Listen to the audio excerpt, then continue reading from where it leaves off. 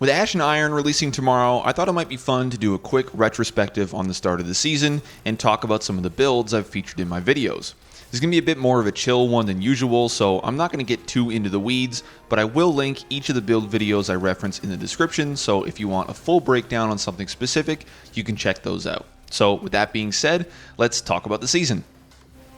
I've had an absolute blast build crafting and testing all the changes that launched with Edge of Fate, since there were a lot. Two of the biggest ones have been stats and armor sets, which I have nothing but great things to say about.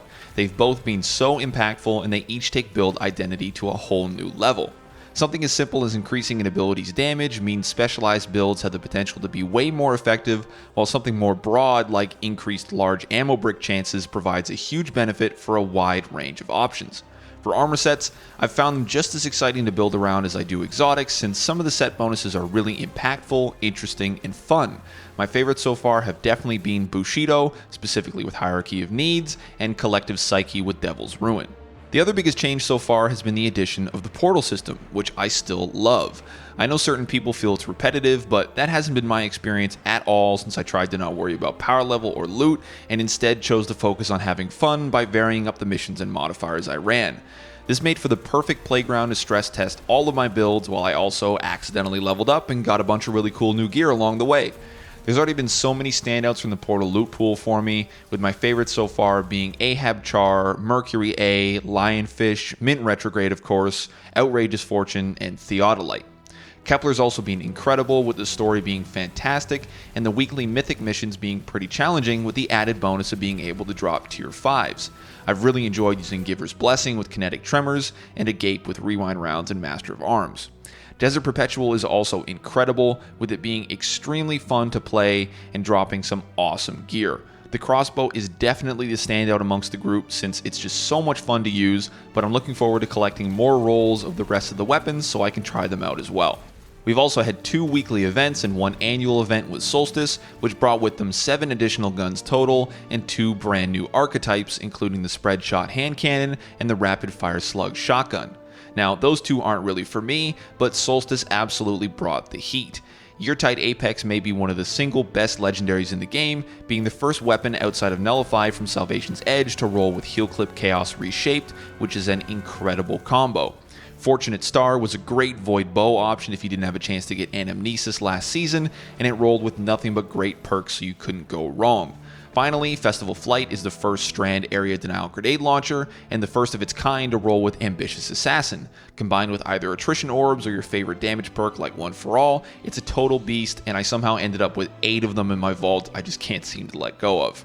I've been loving the featured gear system since it's been a great incentive to build around new gear or pick up some exotics I haven't used in a while, but also to spice things up by trying instead to use non-featured gear. I've really enjoyed all the builds I've put together so far, and there's been more than a few that have really surprised me. At the top of that list is no doubt Necrotic Grip.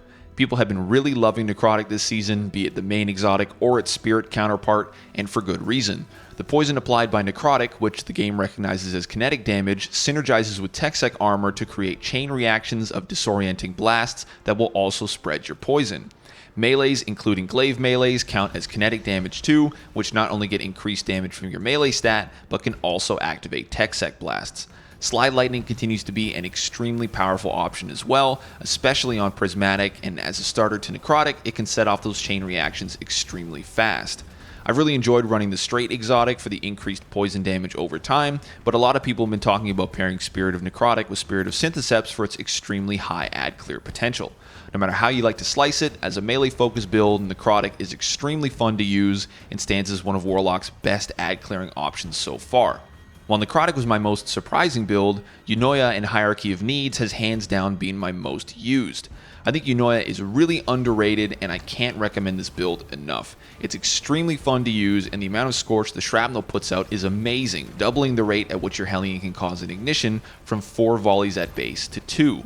With a high class stat and Ember of Singeing, you'll have 100% uptime on Hellion as well, boosting your damage both for single targets and in crowds, while also giving you anti-unstop utility with ignitions. The real star of the show, though, is Hierarchy of Needs. I absolutely adore Hierarchy, and I've never meshed with a weapon like I have with Hierarchy this season. All of its changes were incredible since it's far easier to get a guidance ring, and now that it pivots with you once it's placed, it's way more versatile, consistent, and fun to use. I've put somewhere between 10 and 15,000 kills on it already this season, and I don't think it's going to slow down anytime soon. It's far and away my favorite weapon in the game right now, and I've had to specifically try to not use it in every single build I make. It's just that good. In the category of most unique build, the prize definitely goes to Winter's Guile. Similar to Necrotic, I was really surprised at how well this one performed, and it was a perfect display of the impact that the new stat system has on build crafting.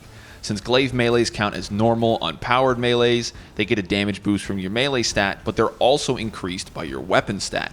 As a result, by cranking those two stats and combining Winter Bite with Winter's Guile for its massive 400% melee buff, in the testing range it was dishing out 6,000 DPS, nearly triple that of Thunderlord.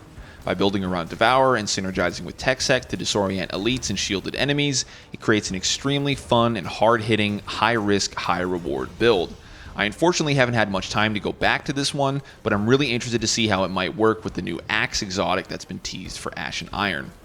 Finally, the strongest build I've put together has definitely been FELWINTER'S HELM with Monte Carlo. There's a lot of layers to this build since Prismatic has a lot to take advantage of, but the short and sweet is that it gives you constant uptime on Slide Lightning, which is absolutely ridiculous both for damage output and survivability. This build gets a ludicrous amount of buffs with Devour, Radiant, Jolt, Woven Mail, Weakening, Bolt Charge, and Amplified, all of which are activated off of one melee. Monte Carlo deals a pretty solid amount of damage on its own, but the rate at which it generates melee energy is unreal, making it the perfect fit for this build. Transcendence also pushes things beyond reason, turning you into an absolute ad-clearing machine, sliding between crowds and turning everything around you to dust while you weaken anything outside of the blast radius. If things get serious, this build is the equalizer. For upcoming changes, there's a few that'll impact the builds I've already made, and a few that'll be fresh, which is really exciting. I love summon builds, so I'm really looking forward to all the changes that'll be happening to them. EUNOIA is getting a buff on its own, increasing its max range as well as its projectile tracking, which will be really nice, as it should make ignitions more consistent. Hellion, as with the rest of the summons like Ionic Sentry, Child of the Old Gods, and Bleak Watcher, are all now being considered grenades, which means they'll not only get the damage boost from a high grenade stat, but they'll work with perks like Demolitionist and Adrenaline Junkie.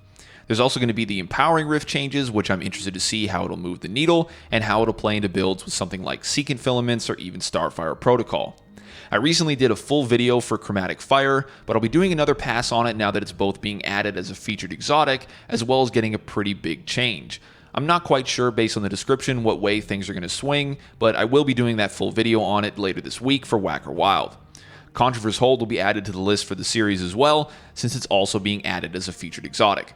People seem really excited about Mida Multitool, which I am as well, so I'll be going over it with my upcoming Chromatic Fire video, but I'm also really excited for Sturm and Drang. I've always really liked the idea of Sturm since its perk turns it into this really interesting pseudo-special weapon, but one of the better benefits it had was how many shots you could bank. I think the changes will still be a benefit overall, and synergizing with TechSec, Sturm feels really good already, so I'm looking forward to seeing how things shake out. I'll be doing a full video dedicated to Sturm, hopefully in the next week as well. Other than that, to be honest, I'm really excited for everything. I'm interested to see what the new activity's like, I'm pretty jacked up about the story and the new exotic mission, and I can't wait to try out all the new weapons and armor sets. I think Dungeon Lairs will be really cool, and same with the Epic Raid. I'm also looking forward to the rest of the conquests, as well as getting up to Ultimatum difficulty so I can try out the new modifiers, and see if this old man still has what it takes. There's a lot to look forward to, and it's pretty crazy to think that the season has only just started. I'm going to do my best to make as much content as I can, because I've been having so much fun, and it's been a really great experience getting to share that with all of you. If you've tuned into any of my videos, I'd like to thank you. I really can't express how blown away I've been with the reception and all of the kind words. If there's anything from the update you think I should cover, let me know down below in the comments, and I'll try to make it happen. Subscribe to the channel to keep an eye out for more videos soon, and let me know what you're excited for in Ashen Iron.